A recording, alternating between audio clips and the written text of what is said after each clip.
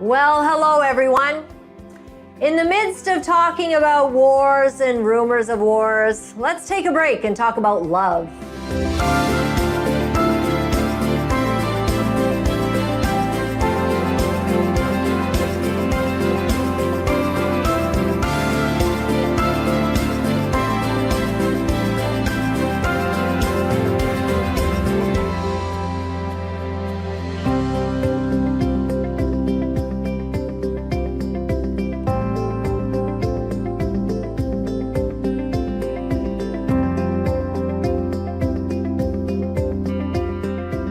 Well, hello everyone, and welcome to the beginning of the last days. My name is Laura-Lynn Thompson, and I'm here doing one of my very most favorite things in the world, and that is hanging out with you. And lots to talk about today. The world is still upside down and crazy, but there's some things that are just eternal. There are some things that just keep going on, and that is a man and woman falling in love. So I have a wonderful friend, and she is absolutely stunning, gorgeous.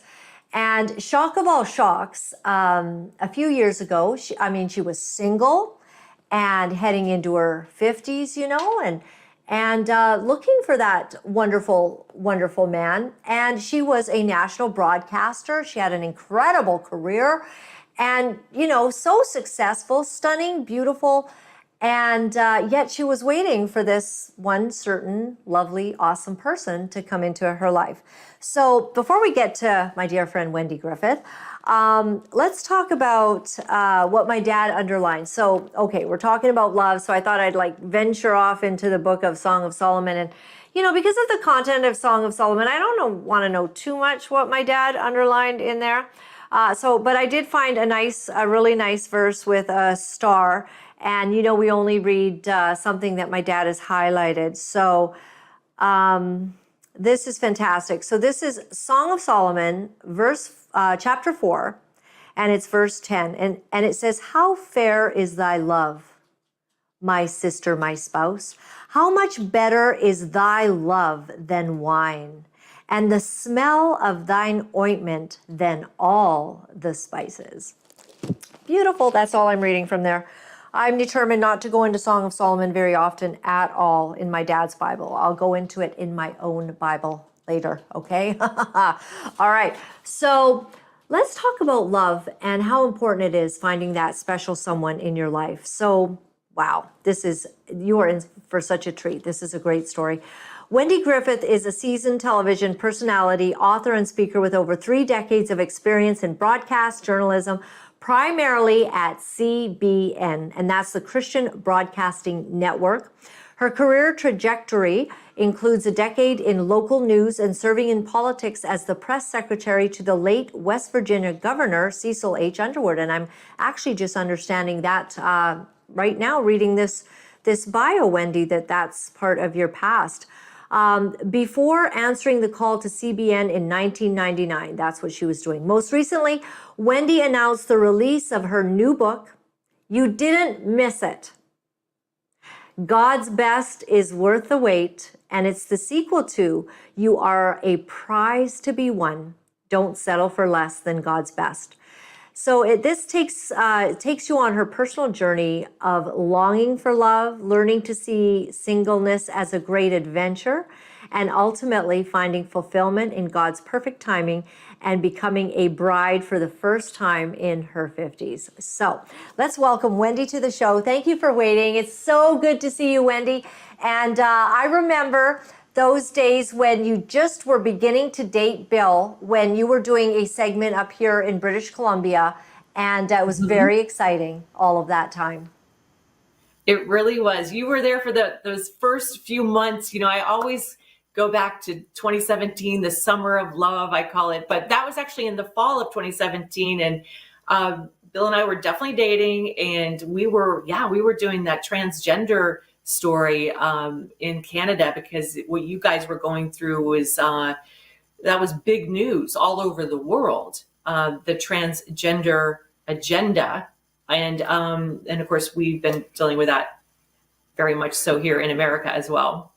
Yeah, but it was It was new at that time, and you were here, but there was this glow about you. And there's something about that first initial, few months of dating where there's this such a special feeling and the excitement and all of that.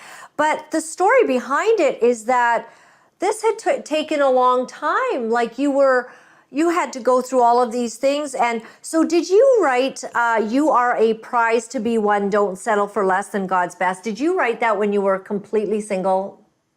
I wrote, yes, you are a prize to be won when I was completely single and heartbroken. I'd been dating this guy, and at the end of a year, he said, I'm breaking up with you. I was devastated, but I was really, Laura-Lynn, more in love with the idea of marriage and the idea of the fairy tale than I was him. But I didn't know that at the time. God had to take me through that. But so God said, write about your test. And he gave me the title of the book. It was a Rhema word. I'd heard the Lord tell me, that I was a prize to be won, and I wanted other women to know that. But he told me, Wendy, you loved him, but you didn't love yourself. So I went through, even in writing the book, God just pouring into me all of these scriptures and just reminding me of his extravagant love that he has for us. And that when you love yourself, you don't settle for bad behavior. And I had settled for an I love you, but, and I think every woman deserves an I love you, period. If there's a but after I love you, he's keeping his options open. And so I put up with that because I thought I had to earn his love. But God, in God's mercy, he had the guy break up with me. But I dedicated this book, Laura-Lynn, to my future husband. And I said, I know you'll be worth the wait. And he was. Wow. But it took a while. There was some years between when this book came out and 10 years ago. There were some years between that and meeting Bill. So that's why I talk a lot about. So I have the sequel that you mentioned. You didn't miss it. I love the way you said that earlier. God's best is worth the wait. And this is more than a love story. It's the story of God's faithfulness, no matter how long it takes, because sometimes it can take a while. So there's a lot in here about waiting well, and why waiting is not punishment, it's preparation. It's also really, there's a purpose in waiting. So this is the happy ending. This is the hallmark happy ending that this book didn't have. So they kind of go together. They're best friends. And I love when I see on Amazon frequently bought together, and I'm like, oh, they really like each other, So, but this is the happy ending. And I really wrote this one because the readers of the first one said, oh, we heard you got married.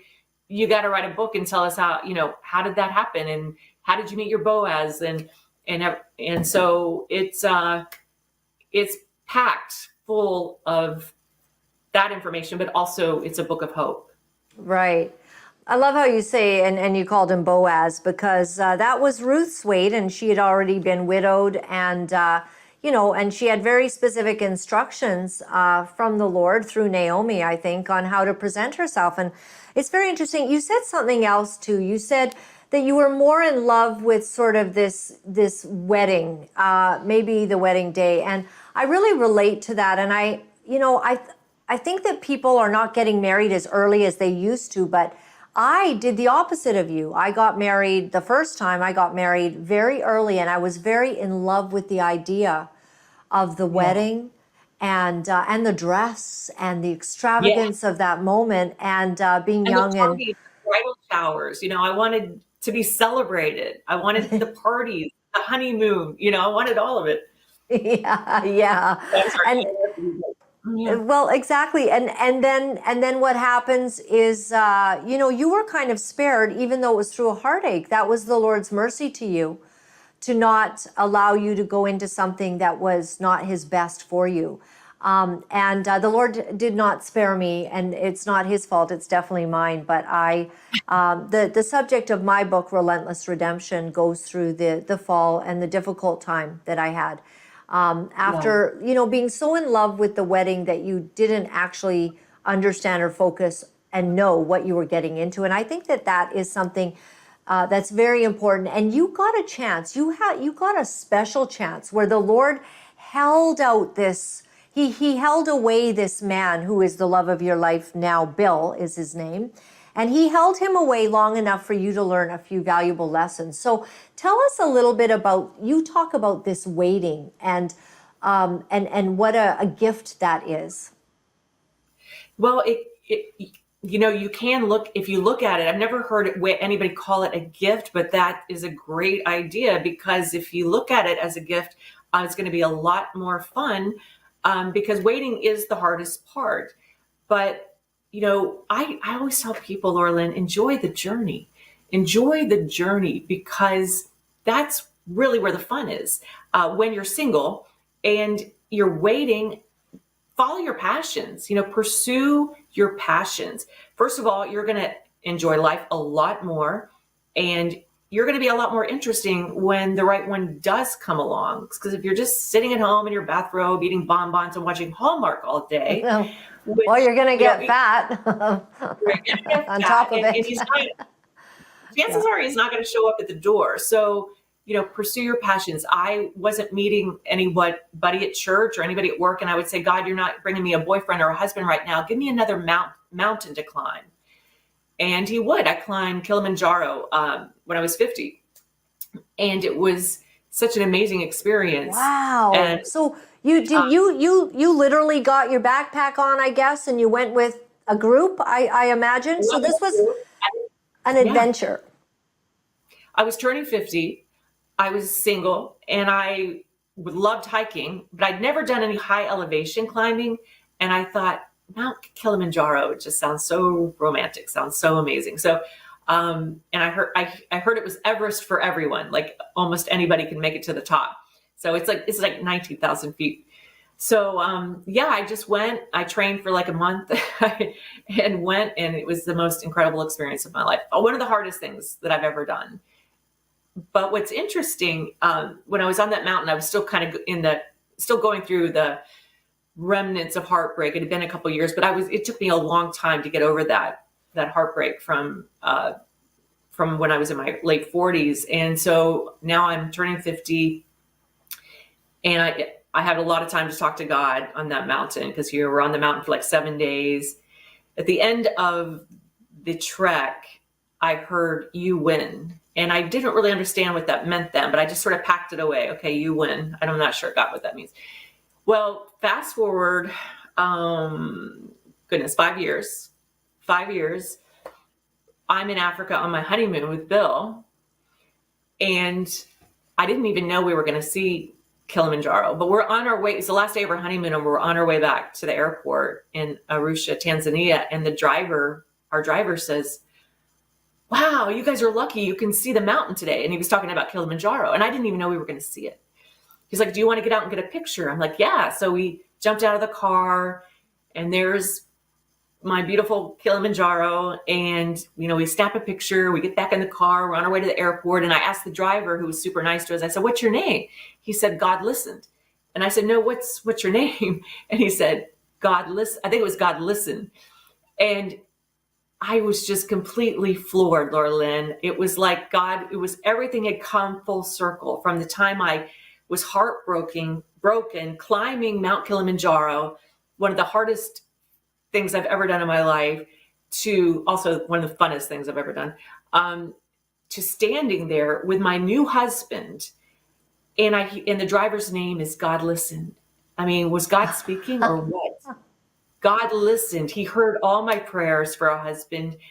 He told me when I was single, he said, well, I heard him say you didn't miss it. I like to have the title of my book be a rhema word, something that God has actually spoken to my spirit, because I feel like there's power in that. And I know it's not just for me. I believe he's telling anybody who still wants to be married, or, that you didn't miss it. It doesn't matter how old you are. But back to Kilimanjaro, that was a very special mountain. I have a whole chapter in this book about Kilimanjaro, because God spoke to me so much on that mountain. And then to be back there and have that full circle moment with Bill was just priceless. Wow. And God will do that. God does do that. It's I called it in my book, I called it ironic honor, where God gives you he gives you this honor, or a new special experience in the place of something that was difficult, and it all ties together. That's so Yes. amazing. Do you know, Wendy, I wonder if you could tell me a bit about, like, what was it like to have an amazing career? Like, you were being seen by millions of people every single day doing your job at CBN and telling news from God's perspective and reporting on all kinds of very important stories. You had a glamorous lifestyle, the lights, the makeup, being a pivotal host on that network, and yet not finding the love of your life at an early age and having to go through heartbreak. I mean, what was it like to go through that while part of your life was just perfect? So I actually had a conversation with God about this. I said, Lord, stop blessing me professionally and start blessing me personally. I said, I have no love life, zero, zilch. So that was kind of a dangerous prayer to pray, because I mean, of course, you want you want God to keep blessing you professionally, which He has, thank God. But I had a conversation with the Lord about that, because I was frustrated. I'm like, God, there's so much, but I can't. At the end of the work week, when my last show was done on Friday evening or Friday afternoon, and everybody's walking out of the TV station, I'm like, what am I going to do with myself all weekend? Okay, I got church on Sunday, I got the gym, but there was definitely this letdown feeling every Friday, because because work was my life, and there was no life after work. So I was having this conversation with God, and a lot of times I would get in the car on Saturday morning and drive 4 hours, because we're here on the beach in Virginia Beach. I would drive 4.5 hours to go hiking, because we don't have any mountains around here. And I would just hike all day, and I would hike. So I have a favorite mountain that I talk about a lot in both of my books, called Old Rag Mountain. I can't tell you how many prayers I prayed on that mountain for my husband. And I eventually wrote a screenplay about a couple that got engaged at the top of Old Rag, right? Well, when I met Bill, I put that screenplay on the shelf. I never even mentioned it. I never talked about it. He knew nothing about it. Guess where we got engaged? On the top of Old Red. Of Old Rag Mountain. Old Rag.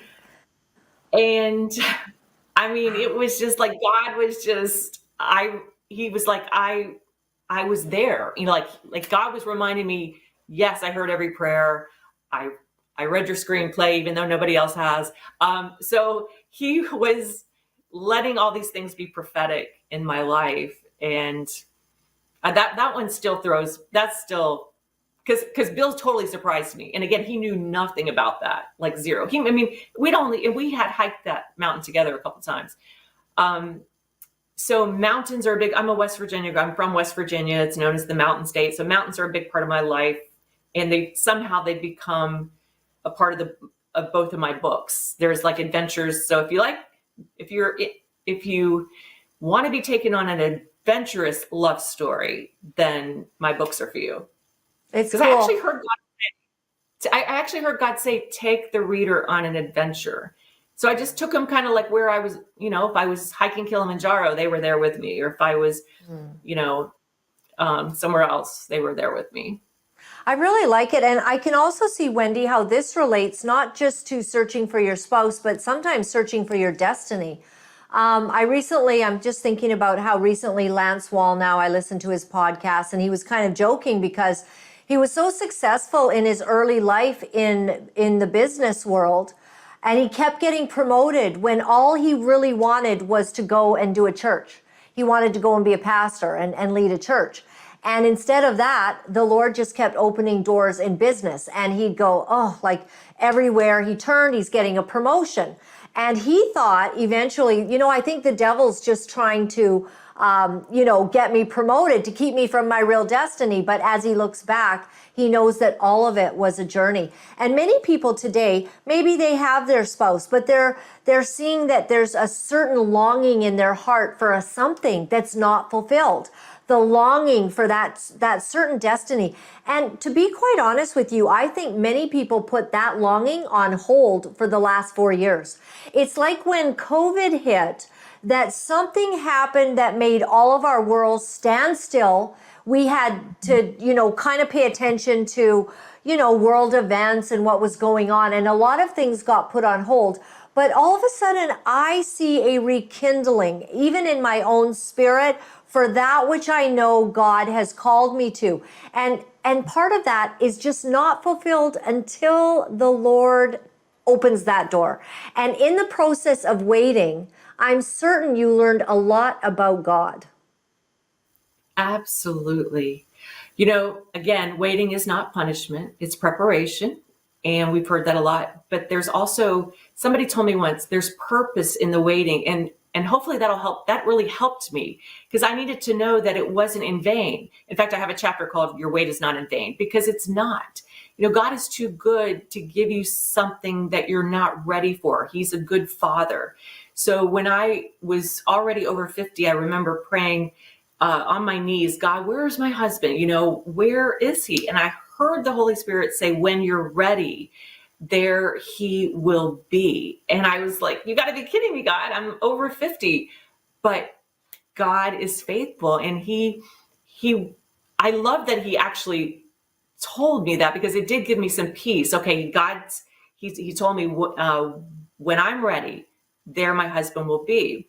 And so at least I knew he was on the case. He was working behind the scenes. And I said, okay, Lord, well, get me ready, get me ready. And part of getting ready is, I think, enjoying your singleness. And that's, the older you get, the harder that can be to do. And a lot of people were like, oh yeah, well, I was really enjoying my singleness by the time I met Bill. I'd come out of that heartbreak in my late 40s. I had these words from the Lord that I didn't miss it, that it wasn't too late, and that he was going to bring me his best. So I was reminding God daily, but I was also pursuing my passions.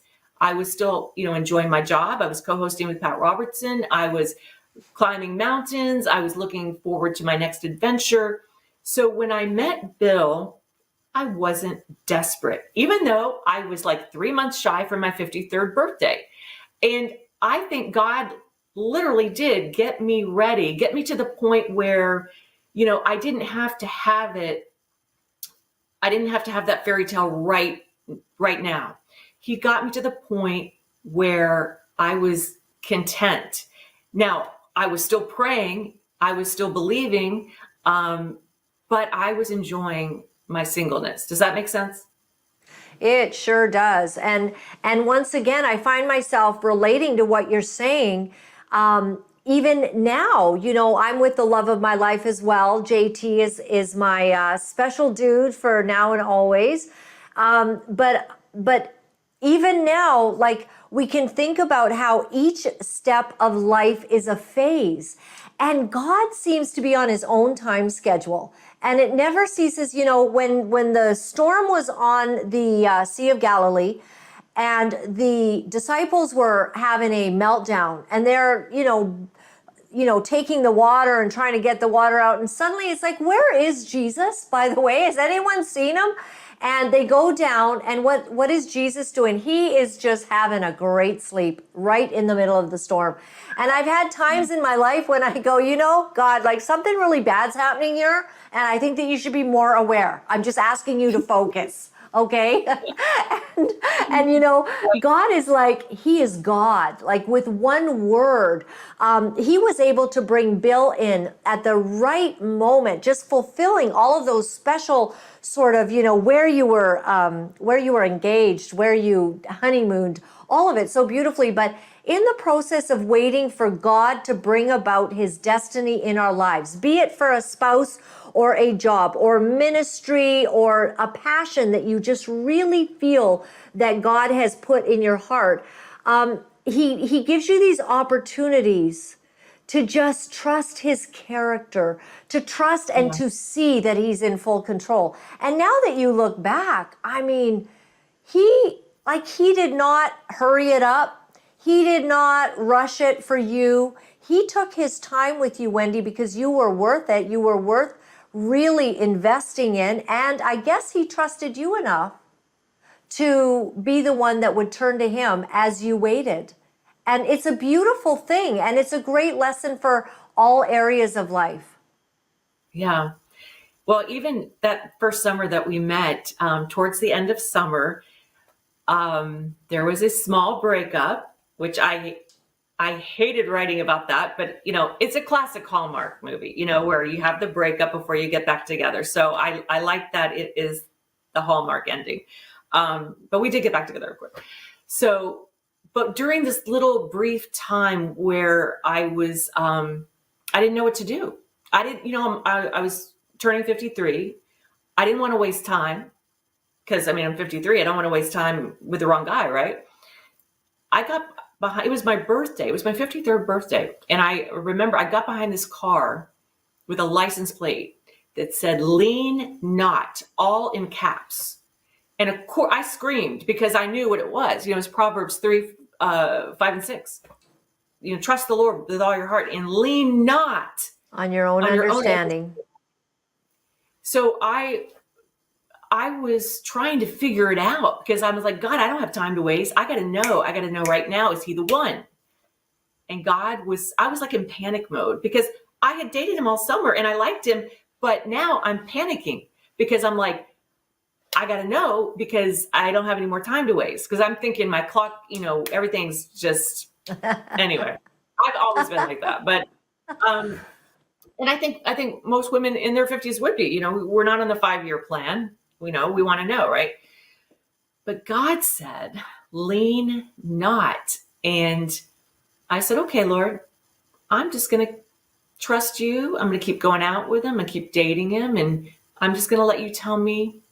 Well, it was, okay, that was the 16th because my birthday is September 16th.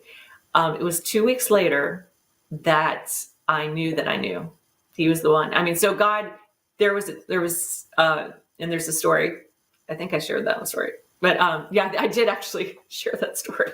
But God is so good. I remember the day, September 27th, 2017, I said, I am in love with Bill Susswind. So I knew the day. It's so cool. I saw you a couple months later. Right. And so that's when that glow and everything that was happening. So what showed you? Because a lot of women out there might be watching and they're saying, oh, I'm looking for that special guy. So what was it that you loved about him? What did God bring you? You said that he brought you the best. So what's Bill like? He's a hunter and a fisherman. And I don't even think I was praying for that, but I should have been because I'm eating really well. We eat off the land now. We have a lot of venison steaks and fish, and we live on an island here in Virginia Beach. So any chance Bill gets, he's out fishing. So I love, and he's kind of a farmer too. So he's sort of a farmer, hunter, fisherman. And I just think that's really cool about him. I love that about him, but he's a country boy. He grew up in the woods. He was not, he's very athletic, but he wasn't like I wasn't one of those athletes, high school athletes. Every weekend he was in the woods hunting, and in fact, we have a great story about Canada. When we were dating, really, we'd only been dating about a month or two. And he said, oh, I'm going to Canada to hunt in October. And I said, well, I'm going to Canada in October too, because you had invited me to come and speak at that women's conference in Saskatoon. And he said, well, I'm flying into Saskatoon and I'm going to Saskatchewan. I said, I'm going to Saskatoon. So we both were like going to, I'd never heard, no offense to my Canadian friends, I'd never heard of Saskatoon. I had heard of Saskatchewan, but here is this guy that I just met and we're dating, and he's going to Saskatoon in October and I'm going to Saskatoon in October. So I'm like, okay, God, that's good. That's really good. I'm writing it down. But I said, I'm not going to look at every single sign as, oh, he's the one, because I had done that before. I believe in signs. I believe God speaks to us through vanity plates, through that. I love our Saskatoon story now, because I absolutely believe God was saying, you guys are different. You're your own people. He's a banker by day, actually, but he's really funny. He's, everybody loves Bill. Everybody loves Bill. I mean, not everybody loves me, but everybody loves Bill. So, but here we are, two people, single people, but we're going the same direction. And we're going to Canada. So, but you know what I mean? I felt like it was like a metaphor that we were going in the same direction together. So Tell me about, I'm thinking about how you two kind of did it like later. You got together later, you married later.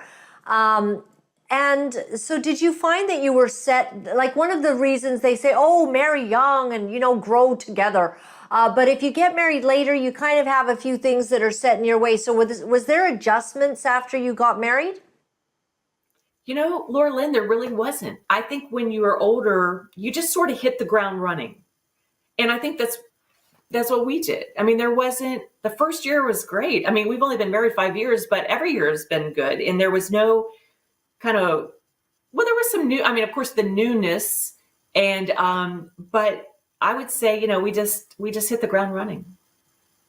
That's awesome. It's like such a special love story, and I think it's your own gift that the Lord just brought you in order to season His relationship with you. And this was the difficulty that you faced, and in all of our lives, Wendy, we face something that's very hard. That we have to wait, that there's pain involved, there's misery in trying to figure out who we are and who we should be, And you said something earlier, you talked about not, when you were dating this other fellow, that you loved him, but maybe you didn't love yourself. So I guess the Lord gave you time to figure out who you were. He really, really did, because I lost myself in that relationship. I lost me. And there's that joke where, oh, well, he's having scrambled eggs, I'll have scrambled eggs, even though you like your eggs over easy, suddenly now you're only having scrambled eggs. And I sort of lost my drive, my passions, and adopted his. And I think that was because like you said, I was still learning who I was. And also I didn't understand that I didn't have to lose myself in a relationship. And so I think that was a spoken or unspoken prayer, absolutely, during that transition time of waiting for God to bring my husband. I remember saying, God, I don't want to lose myself again. It's like I almost lost my passion for anything but the relationship and the dream of the fairy tale, And so with Bill, there was none of that. There wasn't even a temptation for that, because I had grown so much through that pain that there was never even, that never was a factor. So God truly had gotten me ready. And, I'm probably a late bloomer. I definitely am a late bloomer, I think. And so I think maybe it just took me longer than most people to learn these lessons. And I do hear from some women on Instagram, like, I don't want to be 50 when I meet my husband. And I say, don't worry. Look, God's writing your story. This is my story. And everybody's stories don't compare.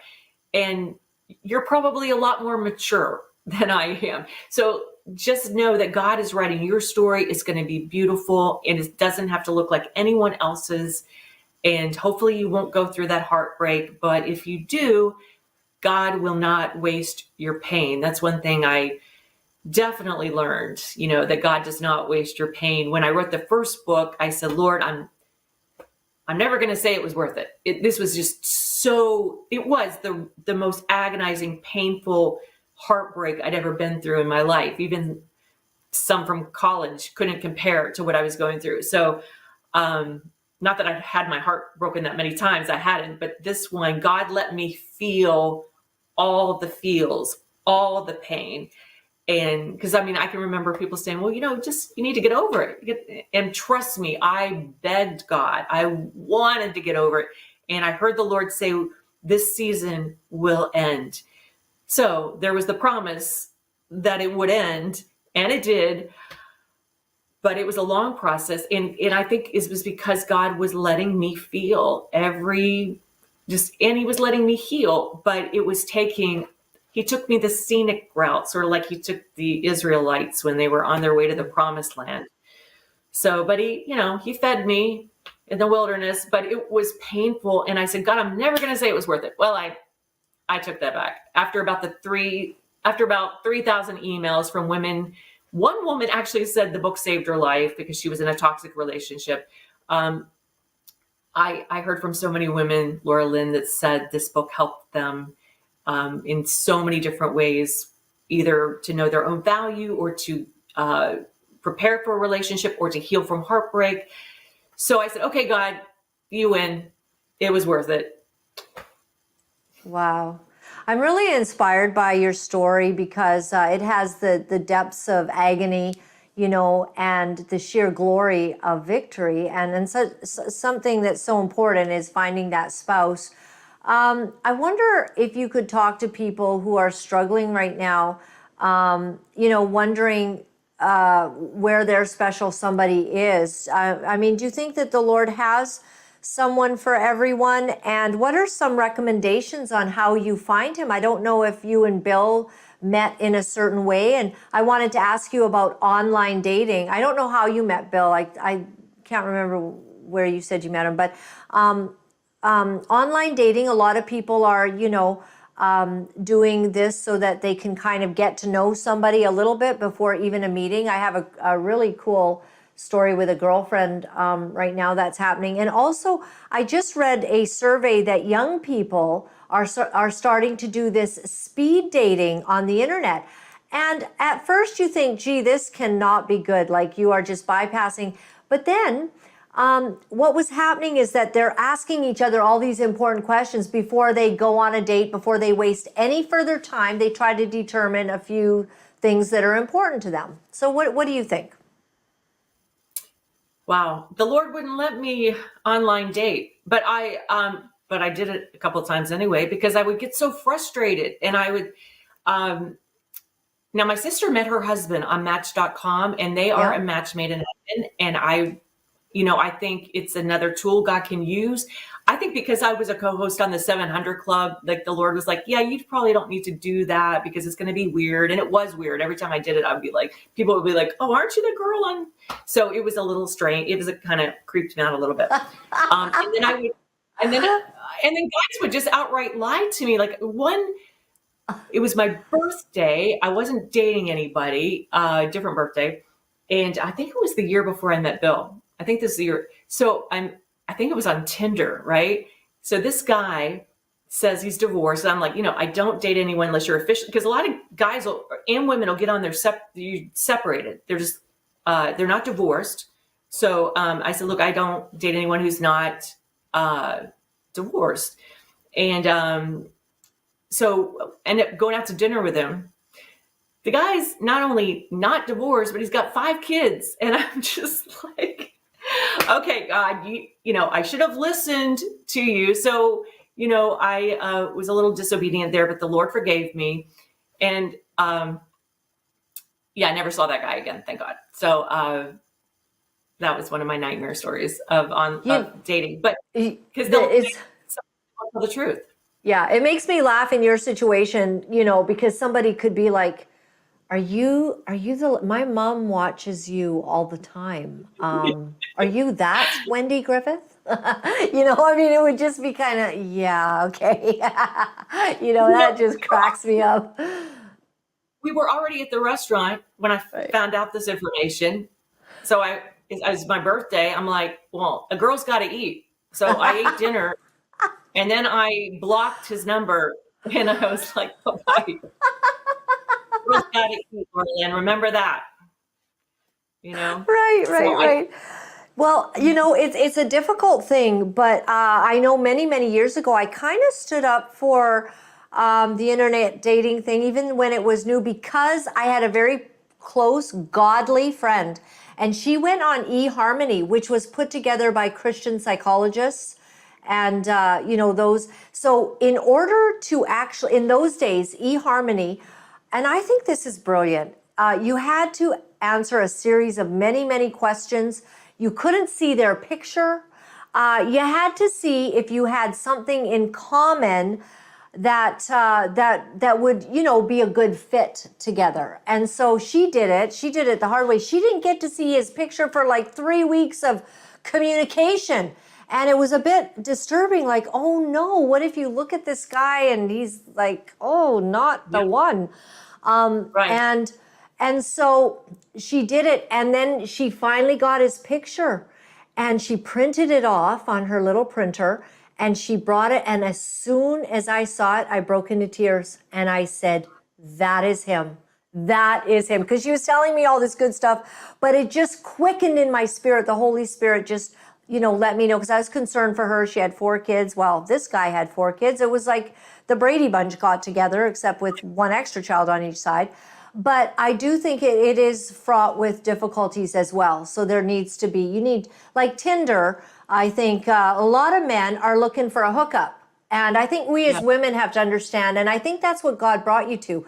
I don't know that women in today's generation understand the gift of having that power of their beauty and sexuality, and that so many women now, they're hooking up the first night, they're having sex, right away, and then they wonder why they're heartbroken and nobody respects them. Steve Harvey says this, and I love it. Don't play the role of wife to a man who is not your husband.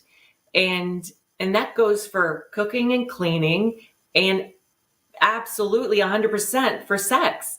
That is for your husband only. Now, if you're dating and you want to cook a meal once in a while, that's okay. But some women, they're so ready to start playing house, and they take on this role of being a wife. And then, so the guy never has to propose because he's already got someone doing everything for him. So, and you're absolutely right. I mean, your body is your gift, your husband. And so don't give that away until the time is right. When you think about it, like there's so many addictions in life, like there's drug addiction, alcohol, there's addictions to relationships and all kinds of things. But this sexual appetite that God put inside of us, it's a very real and necessary thing. And men, of course, are very intrigued upon first seeing someone. They're very visual. Sometimes for us, it takes a little bit. We have to kind of have a sense of who you are before we really start getting the love feelings. But women need to understand these differences, because if they don't understand the power of what they hold, like you are like a diamond. Every woman is like a diamond. Her body, her curves, her beauty, God made men to be attracted to that. So if a man is able to capture that in the very first, date, there's something off-putting about that. And we lose so often because, you're just, you're not understanding that you are the prize to be won. And somehow, like when I see the title, you are a prize to be won. That's right. You somehow, in all of that waiting, Wendy, God gave you enough time to understand the value that you were bringing to someone who was willing to wait as well for you. And not just wait for me, but to pursue me. And something happens, like it wasn't love at first sight with Bill, but he pursued me in a very gentlemanly way. A text here, or a phone call here, call and ask me for a date. And it wasn't long before my heart just started saying, wow, okay, this guy's really putting in some effort. And I think we women are designed to be pursued. Men are designed to be the pursuers and the hunters, and they like the thrill of the chase. Even the Christian men, they want the thrill of the chase. And like you said, if you give it away on the first night, the thrill is gone. They're moving on because they're looking for that thrill. And now God was so good to me, Laura-Lynn, because like I'm sort of an all or nothing girl. And if I had known, oh my gosh, this is my husband, I would have been like, you're amazing. You know, I wouldn't have, I'd already learned my lesson about saying I love you first, but I might have given off an air of, wow, you know, I'm all in. And that could have scared him off, but God didn't let me know he was the one. And I had a very nonchalant attitude. I'm like, oh, hey, you know, okay, we can get together. We can not get together or whatever, you know, okay, maybe I'll see you or maybe I won't. In those first few weeks, that made Bill have to work. And men like it. They like having to work for their reward, for the prize. We are the prize. And some men say, well, what about am I a prize? I'm like, yeah, you're a different kind of prize, but we are the prize to be won by you guys. So God was good to me, Laura-Lynn, in that I didn't know, and I could just enjoy being pursued, and Bill could enjoy pursuing me. And that is such a gift to give a man. But like you said, I mean, don't give it away.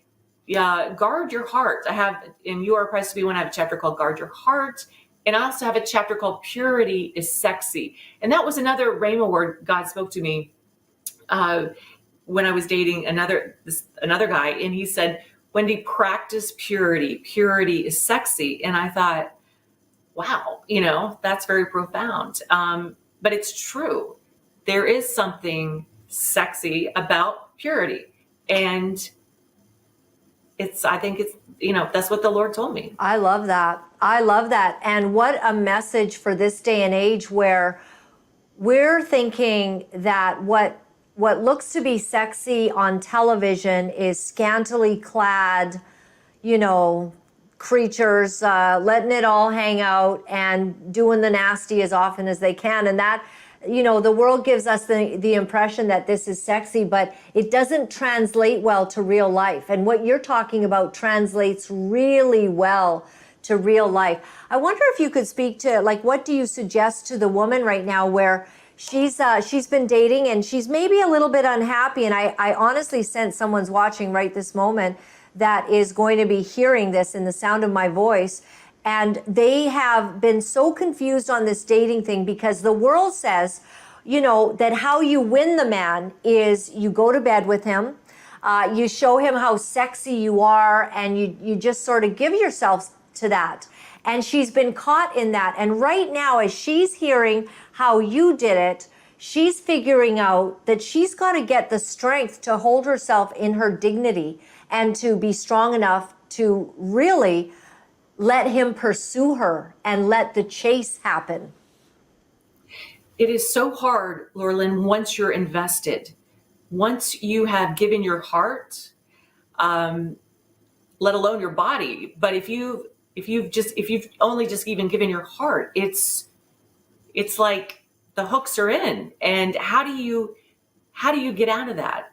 Even if you know, okay, this guy is not putting a ring on my finger. He's not even talking. He gets uncomfortable when I mention that my sister or my cousin got married. He doesn't like talking about marriage.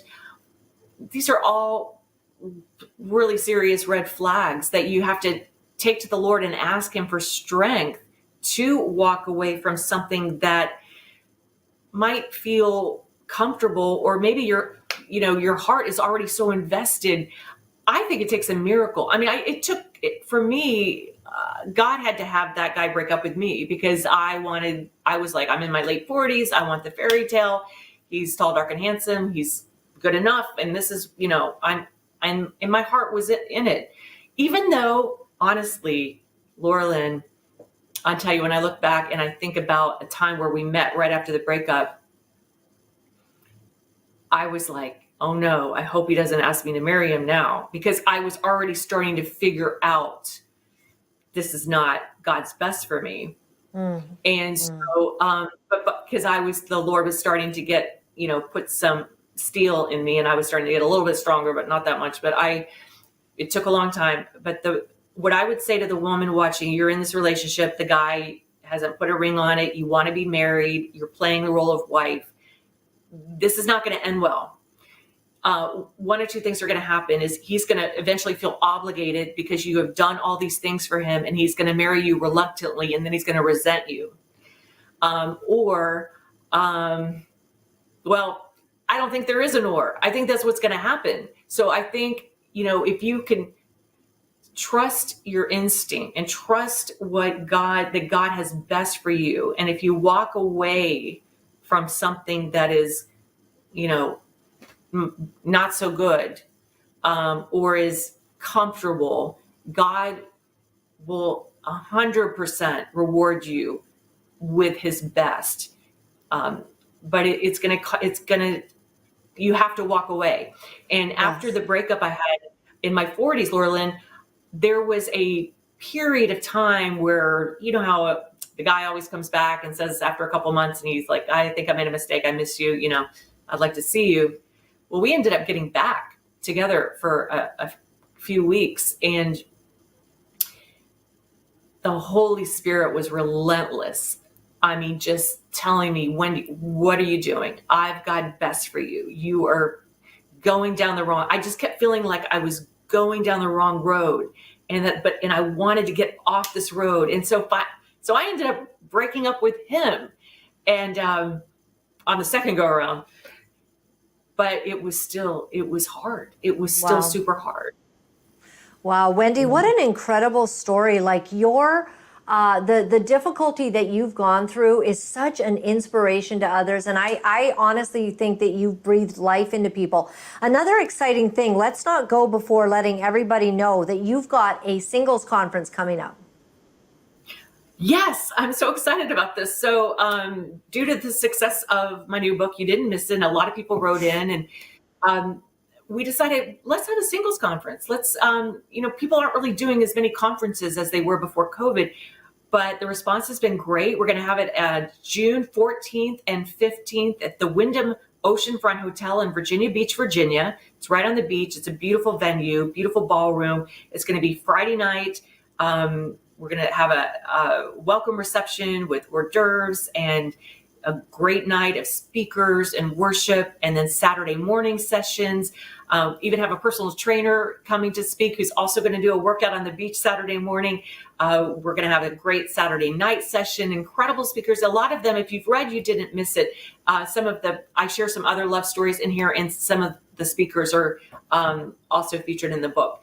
So it's, you just go to wendygriffithauthor.com to sign up, wendygriffithauthor.com.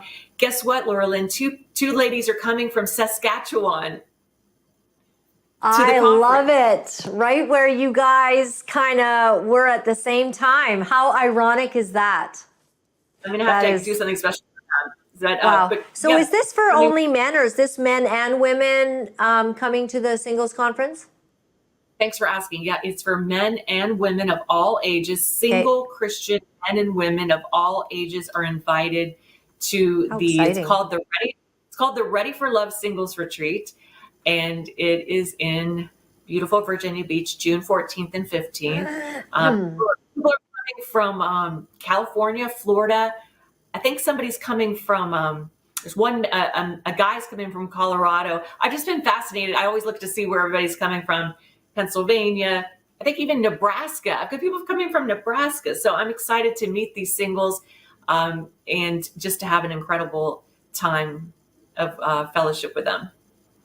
Absolutely incredible. And you're incredible. Thank you for sharing this beautiful story with us. The pain, the triumph, the weight, the misery, and the glory at the end of it all. I absolutely love it. And Wendy, you're just such a treasure. Thank you very much for sharing this story with us. And may this be a very successful time with singles. And perhaps this is a whole new thing. I think the church needs this.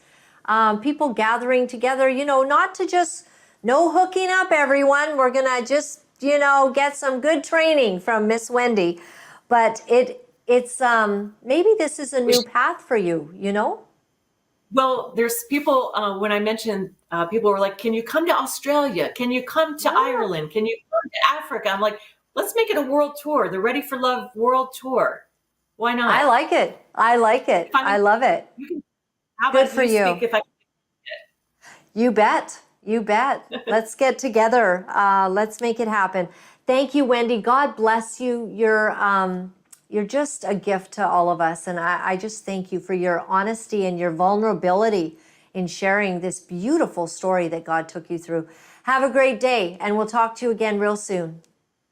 love you? Thank you. Love you too. Thank you.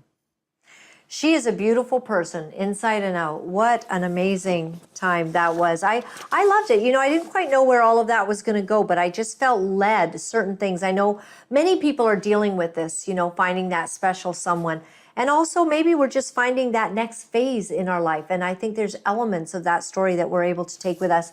My website is Laura-Lynn.tv. Thank you very much to any of you who support us and appreciate what you hear on this channel. You never quite know if we're going to talk about the next war or the next love story. You just don't know. If you're willing to support our show for $20 or more, we are going to send you my book, Relentless Redemption. And that is very much a love story, actually, but it's also a broken story. And it's the years where I went into a 3-year depression after a grueling error in my life and a very destructive season. And I felt that I had failed so miserably that God could never use me. And in spite of my brokenness, he showed me that he was my righteousness. I didn't have to be righteous.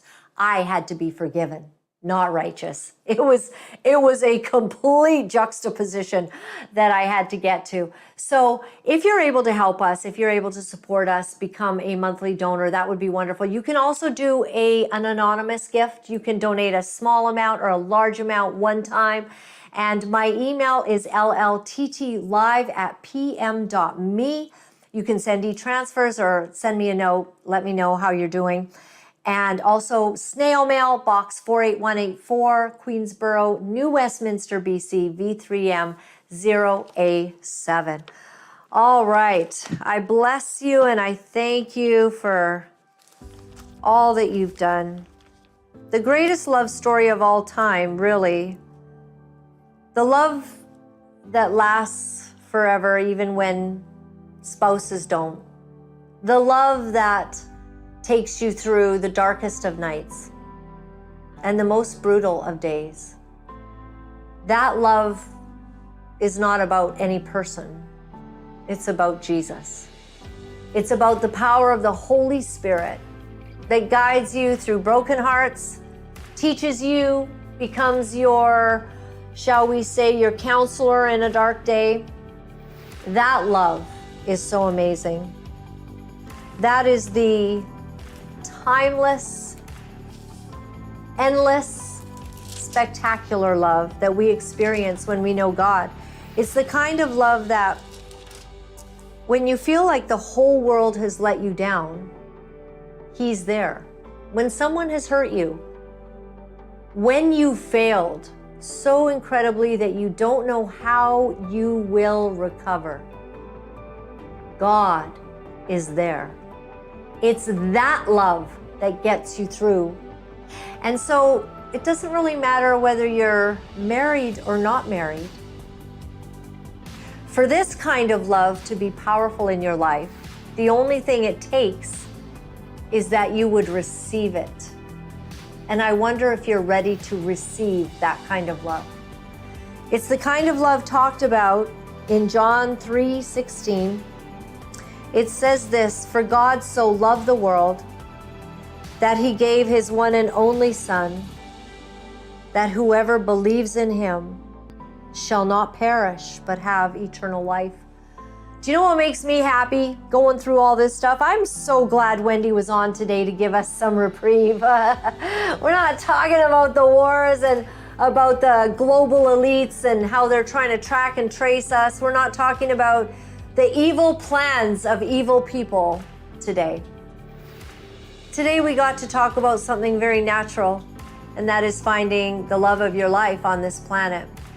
And I am most grateful that in spite of all the pain I've been through, my love story is wonderful, that I have and share my life with JT every day. But I can tell you that no spouse, no man, no person can actually fulfill that longing in the depths of your soul to be known and to know him. That is the quest of intimacy in my life, that God, who knows me so intimately, that I would seek to know him in an incredible way. The only way that we give ourselves over to this kind of journey in life is that we decide we want to know Jesus. And then when we find out that he loved us so much that he gave his life for us so that we would be free, so that every accusation of the enemy would be shut down the moment it's rendered against you. Because the accuser of the brethren will tell you that you are unworthy. He will tell you that you will not recover. He will tell you that you are not loved. But the truth of the matter is that God, this God who came in flesh as Jesus, he made everything perfect because he loved us before we ever knew him for a moment. He loved us. That is security. God bless everyone. You know, it's not easy to deliver the truth of what our sick world is doing, but for some of us, we feel that we have no choice. Because if we are silent about these abominable things, then we are letting evil go unchecked, and we cannot do that. For those of you wonderful people who are writing me and are sharing your encouragement, I am deeply grateful. Thank you for all the letters that you've been sending. Thank you for the donations and the support. I found out that in order to speak the truth, you have to become very, very strong. If you would go to my website at www.laura-lynn.tv, you'll find all of the ways that you can contact me. Remember, my friends, all is well. All is well. Thanks for joining me.